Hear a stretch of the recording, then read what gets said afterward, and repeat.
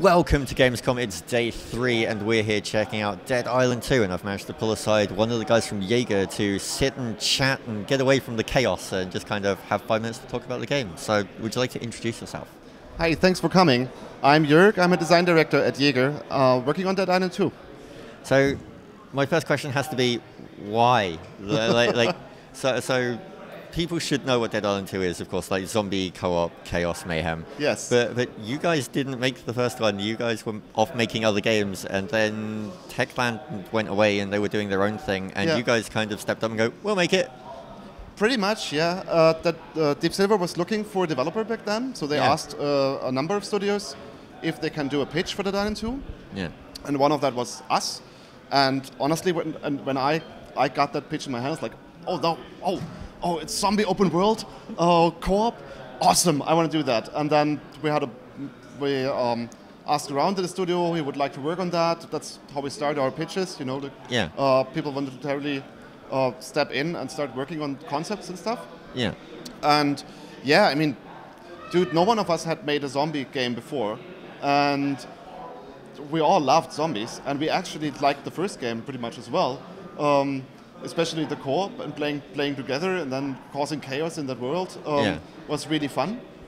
So we thought, yeah, great, of course we do it. I just have this image of like one of like essentially the executive kind of guys walking through the office, just being like, Dead Island 2, do we want to make Dead Island 2? And like everyone in the cubicles going, zombie game? I want to make a zombie game. Yeah, zombie game. Zombie game sounds good. That's a little bit how it went. Yeah, it actually was a really small group, like including me, of like 3-4 people who made the very first pitch concept, which pretty much was a PowerPoint concept and some slides and describing it. It's going to be in California and that's what you do, and it's going to be a little bit, back then it was still the idea to have it a little bit like a road trip. Yeah. And then we showed that to the team and people said like, yes, awesome, yes, I want to work on that. So can we talk a little about like the key principles, like the tenets that you've gone into this game with? Like, what are the most important things that you want to kind of? Yeah, I mean, we looked at Dead Island 1 back then, of course, and we really liked what we saw, and but we also felt like that there's certain things weren't right, really. It was a little buggy. It was a little bit, that, and also it was uneven, you know, just from a creative, in tone, for example. So sometimes it had like this it had this over-the-top gameplay, which was really fun in multiplayer, but it had this kind of sad, dark storyline, which worked in single player, but in multiplayer, not that much. That was something that I heard a lot back when it came out. Was like I was playing it with friends, and some people from our community were playing it alone, and both were saying that it was a very different game depending on what you're playing it. Totally. If you're playing it single player, it's more kind of, there's a survival aspect. It's a little bit more kind of slowed down and a bit more kind of scary in places, like there's more kind of suspense going on. But if you're playing it in a big group, that's all thrown out the window and it's fun and comedy and just over the top chaos. Yeah. So when we started, we came from Spec Ops, as I said, so we knew how to make tragic and dark and very almost depressing games and making this like emotional moments in games. Yeah. And then we almost naturally the first direction we took was like, we're actually gonna make the world's darkest, saddest, and most moral challenging zombie game ever. And then we started doing that. We built our first gameplay benchmark, what it was called, which was like a level that you could play. We always had, the way we work, we always have a playable part of the game. And that had everything that you expect. Horrible scenario, a youth camp that was abandoned. I was thinking zombie puppy. Like that would be the one. Like, do you want to kill the zombie puppy or? Pretty much, we had that girl. It was a girl. Yeah, there we go. That was our puppy. Yes, and she helped the players first, so we built an emotional connection. Turns out she's bit. Then she got bit, and then it turns out you have to carry her to a vehicle to escape from a big zombie horde. And then it turns out she's infected, and then you have to make the decision, do you kill her or do you let her turn into a zombie? It was horrible and sad, and it really worked in single player. It was really, I still get goosebumps when I think of the scene. It kind of worked. In multiplayer, not that much. in multiplayer, basically people go like, yeah, you carry the girl, I don't care. Like, oh, can you shoot her because we need to move on? It's like she's slowing us down. Yes, and stuff like this. Yeah. And this like well-crafted emotional moment where we put so much thought in it just wouldn't work. Just ruined by people teabagging zombies. Yes, horrible. These players, they just play it wrong all the time. And then we thought, okay, what do we do? There's two choices basically. One is you limit player actions up to a point where you say like, okay, player, now look at that. Look, do you feel bad? Do you feel bad already? And then, or you change the mood to something that actually fits the gameplay, and basically solves this dissonance, you know, this conflict between what players are actually doing and feeling and what the story tells them what they're supposed to do and feel. Yeah. So we being Jaeger, we wanted to do things right. You know, we didn't want to have such a dissonance. We didn't want to have like such a conflict because that would feel wrong because we had done a good story game before, so we didn't want to do a shoehorned one. Yeah. So basically then we went back to the drawing board and said like, hey, let's change the mood. Let's make something that actually fits, that makes our player characters, embeds them naturally in a universe and says like, yes, these guys are here because they're really good at killing zombies. Yeah. They're immune and they chose to be here because they're really good at it. Yeah.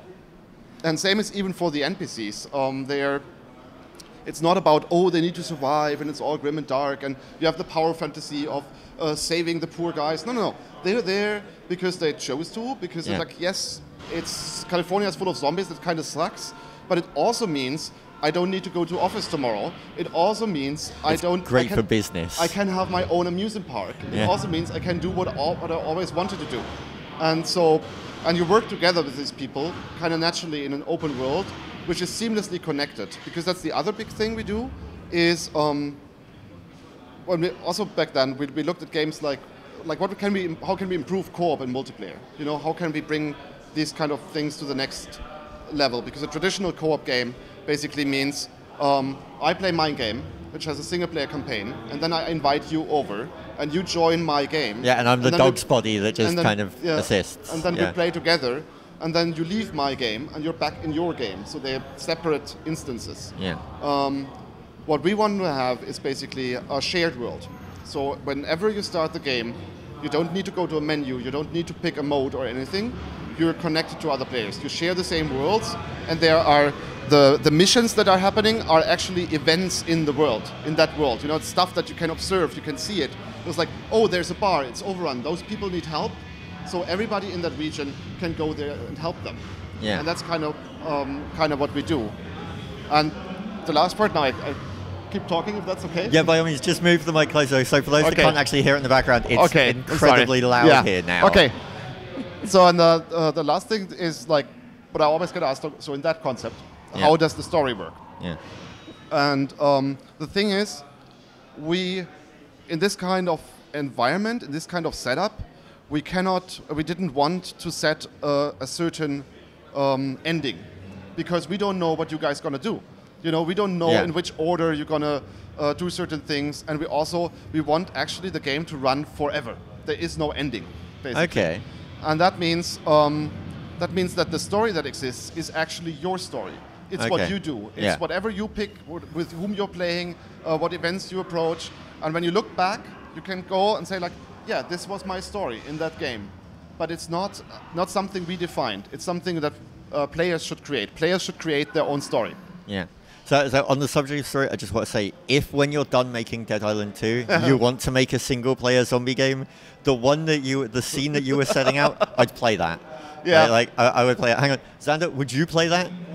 Yeah, the guy behind the camera would play that as well. I would play that too, but it's not this game. This game is something different. It shouldn't be in this game at all. But to be honest, like after making Spec Ops for 5 years, we needed some fun. You need something happy, because Spec Ops is depressing at times. Yes, and it was for us as well. I mean, it was.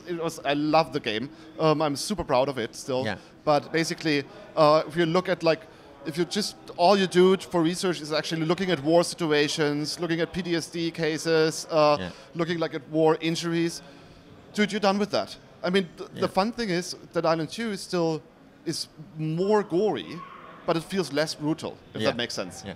Can we, one thing that I'd personally like to know about, can we talk a little bit about the Hunter class? Yeah. So in Dead Island 1, guns kind of like took a back seat. Like melee was the thing that was, the big focal point and the big talking point. And they were great and powerful, but the guns felt kind of lackluster. And there was a class in Dead Island 1 that was based on it. Yeah. So for how balanced are melee and ranged in Dead Island 2? Are you trying to keep them fairly similar, or does the hunter actually have a lot of melee skills going on? No, she is. Because she had a crossbow. She has a crossbow as her start weapon, which is pretty powerful because you actually can shoot the bolts and you can pick up the bolts again. Yeah. So that's pretty. I mean, they sometimes break, but most of the time you have ammo for a long time. Yeah. However, you played the demo. Yeah. If you don't watch out and zombies approach you very closely, you're gonna have a disadvantage. So the hunter is a class where you need to think a little bit. Like, so where do I position myself? How can I support the others? I need a vantage point, and then maybe I can shoot with the crossbow the car alarm. Then all zombies go over there. Then I shoot with the crossbow the explosive close by and blow it up, and then I have a free street for me. So it's a little bit more tactical, I'd say. But of course the guns are cool. Of course the guns should be powerful. I mean, we made a shooter before. We know how to do good guns, and we wouldn't do anything that's bad. The melee weapons, we try to make the melee weapons actually work well out of the situation, because it's just like there's so many zombies. They approach you pretty quickly. They hear you if you're loud or if you shoot guns. They will approach you really quickly. We'll have a lot of them around you. I did notice that, because I've got to play as one of the gun characters, the pistol, and ran around and was killing things with the machete, and everything was great. And then I shot one with a pistol to test how the guns felt, and blew off its head. But then all of the zombies that were around just turned and were like, I know what's going on here, and it's like, uh-oh. Exactly, and then you switch naturally to a melee weapon. Okay, so we're being asked to wrap it up. So, do I just quickly say when the game comes out? Yes, game comes out spring 2015 for all new-gen platforms, which is PlayStation 4, Xbox One, and PC. Brilliant. Thank you very much for your time. Thank you for coming.